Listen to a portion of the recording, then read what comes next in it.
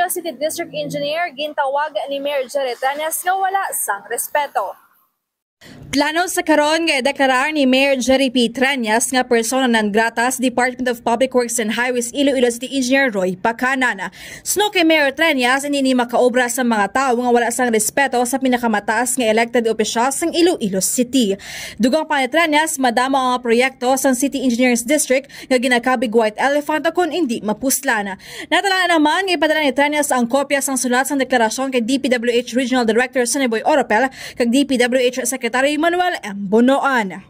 Nahibaluan nga makapila ka beses nagayo si Mayor Treñas nga maghalin ang Dpwh City District diri sa may Fort San Pedro sa ilang opisina.